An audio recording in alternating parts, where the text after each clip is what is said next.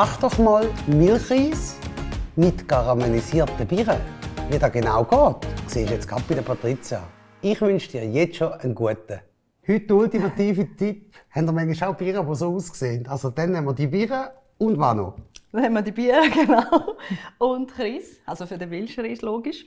Man kann Milchreis kaufen, so mit dem Namen, oder man kann auch mit einem anderen Risotto-Reis machen. Okay, nicht gewusst. Danke. Ich erkläre, warum. Milch, Mandel, Scheibeli, Blättchen, Zucker, Gewürz natürlich vor allem. Ich nehme noch Zimt dazu, gibt noch mehr Geschmack und ein bisschen Charme noch, ja. Und was eigentlich? Das ist alles. Okay, das war's eigentlich. Das ist mein Stichwort. Ich gehe, du machst. Kommst wieder, und gell? komm wieder. Super, Ist gut? super. Danke Ja, bis vielmals. nachher. Bis später. Ciao. Tschüss.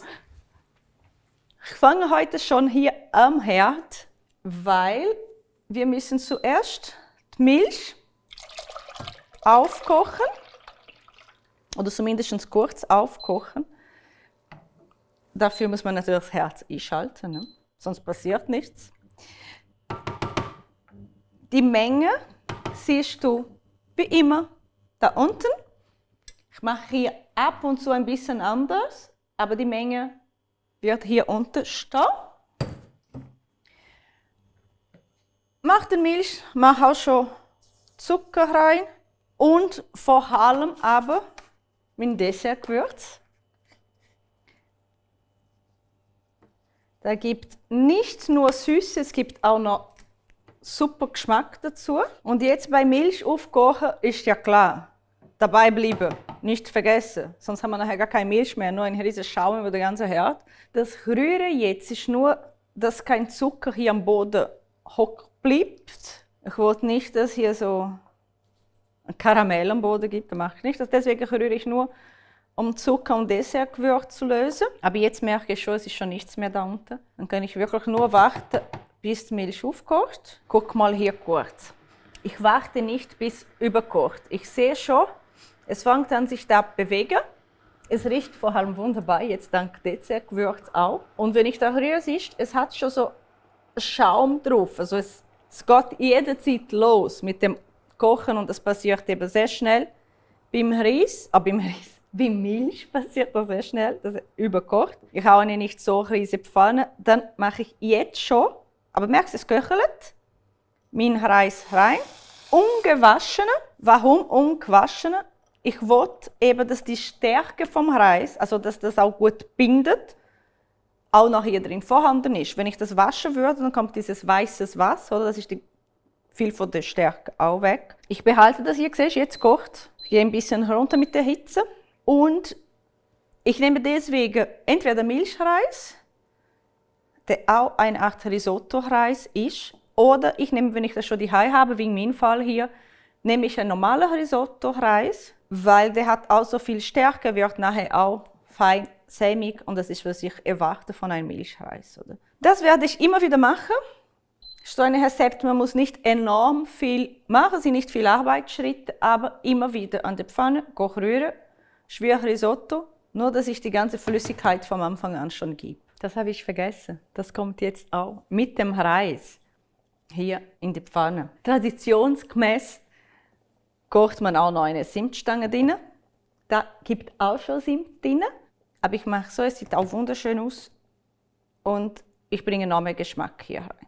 Wow, das riecht wirklich mega gut. Einfach nicht vergessen, immer wieder ein Blick auf die Pfanne. Kann ich anfangen mit meinen Birnen schneiden.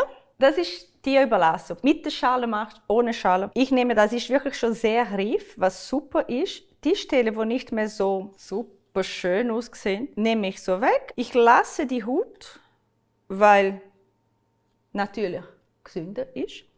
Da haben eben unsere so beliebten Faserstoffe drin. Nehme ich hier den Strunk quasi weg. Guck mal da, nicht vergessen. Ich bin jetzt ganz schnell wieder mit der Hitze runtergegangen und rühre ich wieder ein bisschen. Kann man natürlich auch reife Äpfel nehmen. Ich könnte auch Bananen nehmen. Gerade die Früchte, die man ab und zu so vergisst oder sagt, oh, überreift. Natürlich nicht schlecht, einfach reif. Dann kann ich für diese Rezepte verwenden. Wenn ich gar keine Früchte daheim habe, Aber dafür eine Kompott kann ich auch mit Kompott servieren nachher. Überhaupt kein Thema. Auch eine Früchtemischung würde gehen, wenn ich so halb Bier, halb Äpfel würde machen. Geht natürlich auch super. Oder noch Zwetschgen dazu. Also wirklich je nachdem, was da bei dir vorhanden ist gerade. Habe ich die da? Jetzt ist mir eigentlich überlassen. Ich könnte es so länglich machen. Ich tue die einfach heute als Würfel. Kann ich nachher wirklich in den Milchreis mischen am Schluss. Nicht so kleine Würfel, gell? Die sind so reif. Wenn ich hier wirklich zu klein schneide, habe ich nachher Birnenmus. Was auch fein ist übrigens. Aber heute wollte ich kein Birnenmus machen. Kannst du auch gerne schreiben, wie machst du das daheim? So was? Milchreis. Und womit verbindest du Milchreis? Rühren, nicht vergessen. Und wieder in Duft, Paradies zu kommen. Ich sehe schon, dass der Reis fängt schon mal an, guck mal, gar zu werden. Es sind schon viel grösser, die Reiskörner. So, alle Birnen sind geschnitten. Reis ist auch im Prozess. Ich habe gesagt, das erinnert mich so an Kindheit. Und jetzt ist mir in den Sinn gekommen, diese Zeit hier hat meine Mutter jetzt noch Kokosraspel hier reingetan. Kannst du auch daheim machen, wenn du welche hast. Ich habe jetzt immer wieder gerührt, immer wieder in Genuss gekommen vom feinen Duft. Merkst du jetzt, also die Milch hat richtig, teilweise verdünstet, Teil hat natürlich den Reis aufgefangen. Und jetzt, was mache ich? Ich stelle mal ab. Den Reis habe ich probiert, es ist durch, es ist schön gar. Ich nehme jetzt diese Zimtstange raus, nur noch kurz jetzt richtig umrühren, weil vorher habe ich das nur so ganz vorsichtig gemacht, wegen der Zimtstange. Und dann lasse ich das kurz beiseite mit dem Deckel. Ich will, dass so die Flüssigkeit oder diese Sämtigkeit hier drin bleibt. Nächste Pfanne.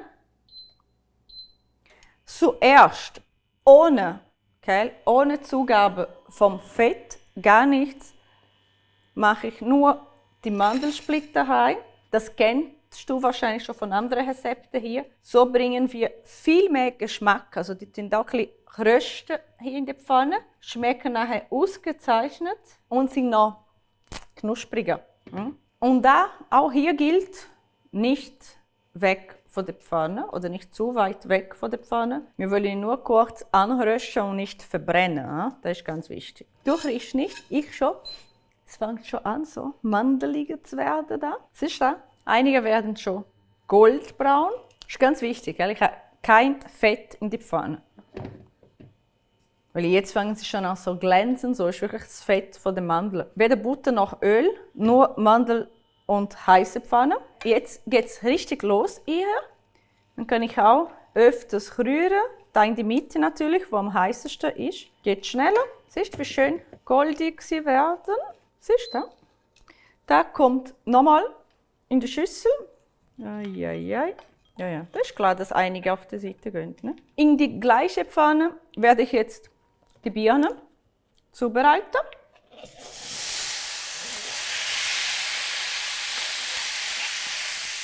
Auch hier nichts anderes als Birnen, schön geschnitten in die Pfanne, und zwar reife Birnen. Und jetzt kommt noch das Dessert-Gewürz dazu. Lassen wir hier kurz ein bisschen dieses Dessert-Gewürz quasi aufschmelzen, was jetzt schon passiert. Er wird ein bisschen karamellisieren. Birnen nehmen die ganze Aroma noch dazu. Man sieht, Birne hat auch so eine Birnensoße. Okay. Ich stelle ab, nochmal kurz umrühren. Es hat schon wie so eine Hütli oben dran. Okay. Die Textur ist wirklich so, wie ich mir gewünscht habe. Wir probieren zu zweit, oder? Deswegen nehme ich auch eine größere Schüssel. Und jetzt, ich mache so eine Vertiefung hier in die Mitte. Ein Vulkan, die jetzt schon verschwunden ist, aber es wäre eine Vertiefung. Nehme ich ein bisschen von dieser Birne, noch ein Söseli und dann machen wir die schön geröstete Mandel. Also wenn das eine Risotto wäre, könnte man hier jetzt so Parmesan nehmen. Gell? Aber hier nehmen wir die Mandel. Sehr gut. Das gibt Geschmack und ein Crunchy. Fertig ist es. Wie gewöhnlich hole ich den Steady, damit ich auch mit ihm zusammen probieren kann. Wow, Milchreis, weißt du, du das ist eine volle Jugenderinnerung, aber noch nie gehabt, so mit karamellisierten Tieren. Oder vielleicht schon lange nicht mehr gehabt. Nein, wirklich nicht. Wir haben Zimmerzucker drauf tun. Fertig. Aber da. Okay. Ja, Wir nehmen gut. da ein bisschen. Probieren geht über Studieren. Genau. Löffeli. Löffeli. Dankeschön. Es ist noch relativ warm. Ja. Also, und jetzt schauen wir mal alles ein bisschen verwischen. Das heisst, ein bisschen Bier. Nimmst du die Dann ein alte bisschen Mandeln. Biere? Die alte Biere, die ich extra lange aufbewahrt habe. So. So. Ein bisschen Milchreis und alles zusammen. Gut.